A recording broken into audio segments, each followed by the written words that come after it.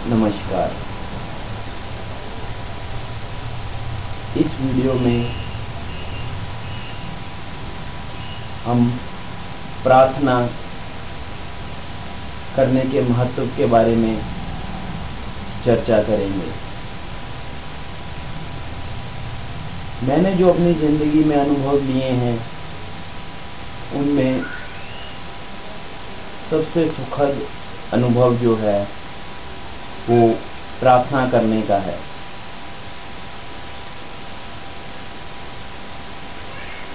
प्रार्थना करने का क्या फायदा है, क्यों करनी चाहिए, उससे हमें क्या लाभ होते हैं,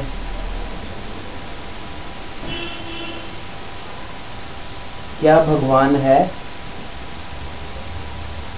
किस भगवान को हम प्रार्थना करें, क्या हमारी प्रार्थना उस भगवान तक पहुंचती है, अगर पहुंचती है तो क्या वो हमारी प्रार्थना पूरी करने के लिए मजबूर है या वो अपनी मर्जी से करता है। अनेक सवाल हर किसी इंसान के मन में आते हैं, मगर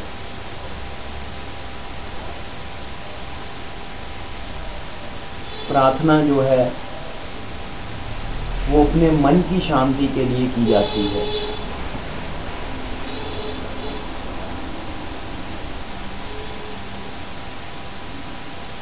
सब मनुष्यों को प्रार्थना करनी चाहिए। हर कोई किसी न किसी रूप में प्रार्थना करता है। प्रार्थना करने के लिए कोई एक्सपर्ट या पंडित या कोई गुरु या किसी तरह का कोई बहुत तगड़ा टेक्निकल बनने की भी जरूरत नहीं है। हमें तो पहले ये समझना चाहिए कि प्रार्थना का महत्व क्या है,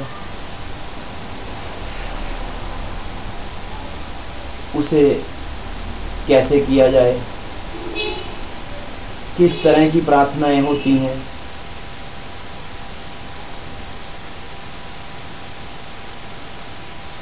पूजा करना भी एक तरह से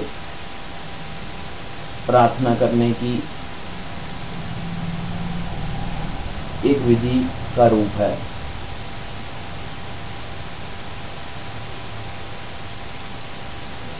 प्रार्थनाएं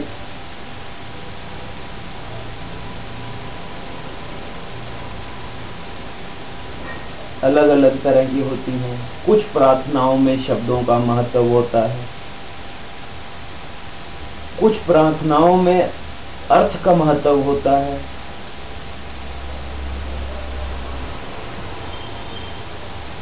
कुछ प्रार्थनाओं में भावनाओं का महत्व होता है।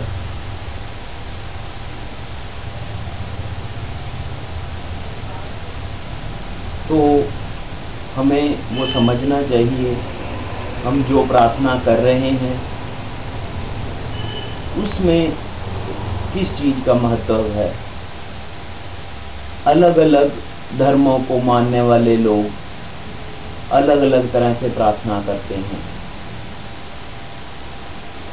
उसमें कोई गलत नहीं है, मगर अपने प्रार्थना करने की विधि को दूसरे के प्रार्थना करने की विधि से ज्यादा अच्छा साबित करने की होड़ में जो लोग अनुचित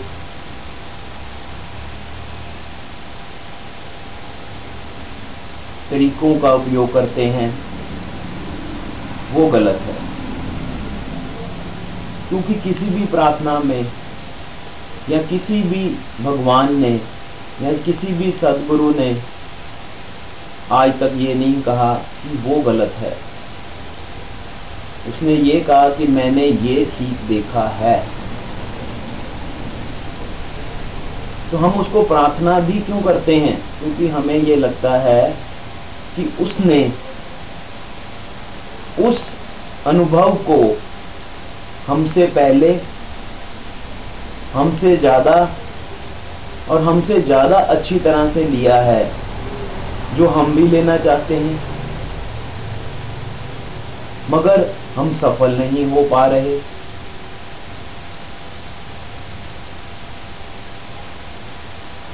यहां पे प्रार्थना का महत्व है। जिस कार्य को करने के लिए हमारी इच्छा होती है, मगर हमें उसको करने के लिए हिम्मत, समय और विरोध का मुकाबला करने की भी जरूरत होती है।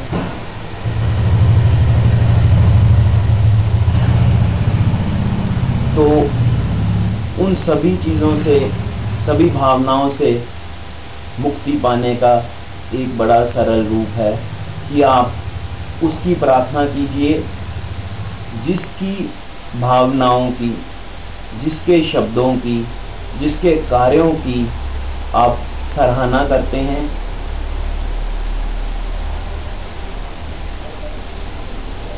मैं तो इसी चीज को ज्यादा महत्वता देता हूं।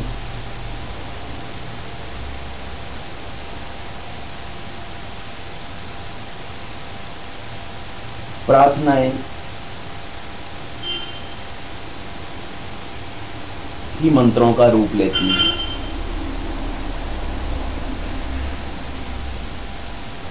मंत्र ही आगे जाके सिद्धियों का रूप लेते हैं और सिद्धियों से ही और मंत्रों की सहायता से ही यंत्रों की रचना होती है। आध्यात्मिक दुनिया में हम ये कहते हैं कि साइंस गलत है, और साइंस में हम ये कहते हैं कि अध्यात्मवाद केवल विचार ही है, उसके प्रमाण नहीं लिए जा सकते। मगर ये दोनों बातें जो हैं पूर्ण नहीं हैं, अधूरी हैं।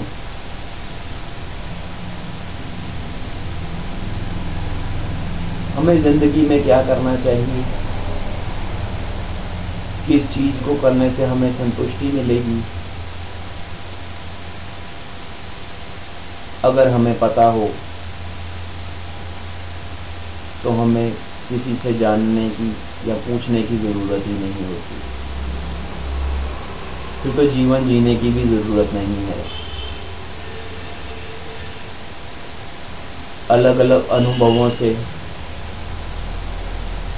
अपने शब्दों को निखार कर, अपने अपने वेश बनाकर जो योग ये कहते हैं कि नहीं, प्रार्थना करने का हमें ही अधिकार है, या इस देवी देवता को या इस भगवान को या किसी भी चीज को करने का सिर्फ उन्हें अधिकार है, ये भी गलत है। हर वो मनुष्य जो पड़ा हुआ है या नहीं पड़ा हुआ, वो प्रार्थना कर सकता है, करनी चाहिए। प्रार्थना में एक चीज बहुत विचित्र है। इस प्रक्रिया में कुछ प्रार्थनाएं ऐसी हैं जो मन से की जाती हैं, जिनमें विचारों की महत्वता है।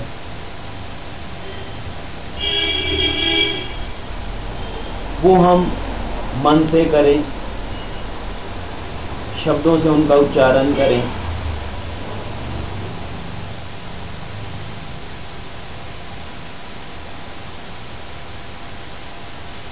उनमें खास फर्क नहीं पड़ता। मगर कुछ प्रार्थनाएं ऐसी हैं जिनमें शब्दों का बहुत महत्व है। शब्द की जो गूंज है उसके असर का महत्व होता है, उसका इम्पैक्ट होता है।